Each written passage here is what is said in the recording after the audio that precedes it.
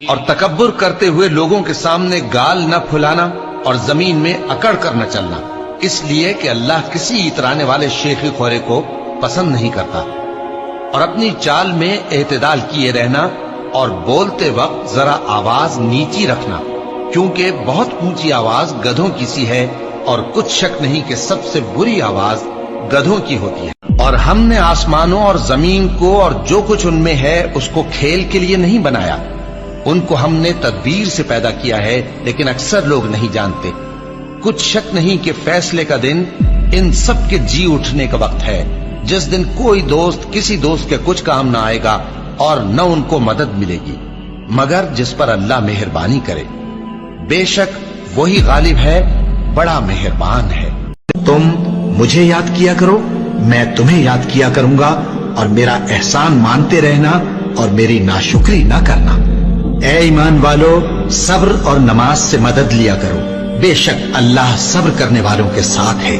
हाँ, जो तौबा करते हैं और अपनी हालत दुरुस्त कर लेते हैं और अहकाम इलाही को साफ साफ बयान कर देते हैं, तो मैं उनके कसूर मुआफ कर देता हूँ, और मैं बड़ा मुआफ करने वाला, बड़ा मेहरबान हूँ। जो लोग काफिर हुए और काफिर ही मरे, ऐसों पर अल्लाह की और फरिश्तों की और इंसानों की सबकी लानत, वो हमेशा इसी लानत में गिरफ्तार रहेंगे। उनसे न तो अजाब हल्का ही किया जाएगा और न उन्हें कुछ मोहलत मिलेगी। और लोगों, तुम्हारा माबूद एक ही माबूद है, उस बड़े मेहरबान और रहम वाले के सिवा कोई इबादत के लायक नहीं। अजब नहीं कि एक चीज तुमको बुरी लगे और वो तुम्हारे हक में भली हो, और अजब नहीं कि एक चीज तुमको भली लगे और वो तुम्हारे लिए मुजिर हो, और इन बातों को अल्लाह ही बेहतर जानता है और तुम नहीं जानते। लोगों को उनकी ख्वाहिशों की चीजें यानी औरतें और बेटे और सोने और चांदी के बड़े बड़े ढेर और निशान लगे हुए घोड़े और मवेशी और खेती बड़ी जीनतदार मालूम होती हैं, मगर ये सब दुनिया ही की जिंदगी के सामान हैं और अल्लाह के पास बहुत अच्छा ठिकाना है। ऐ पैगंबर, इनसे कहो कि भला मैं तुमको ऐसी चीज बताऊं जो इन चीजों से कहीं अच्छी हो।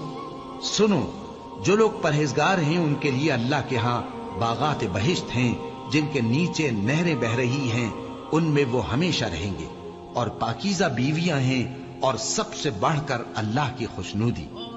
और अल्लाह अपने सब बंदों को देख रहा है जो अल्लाह से इल्तिजा करते हैं कि ऐ परवरदिगार, हम ईमान ले आए, सो हमको हमारे गुनाह मुआफ फरमा और हमको दोज़ख के अजाब से महफूज रख। और जिन लोगों ने जुल्म सहने के बाद अल्लाह के लिए वतन छोड़ा, हम उनको दुनिया में अच्छा ठिकाना देंगे और आखिरत का अजर तो बहुत बड़ा है। काश वो इसे जानते, यानी वो लोग जो सब्र करते हैं और अपने परवरदिगार पर भरोसा रखते हैं।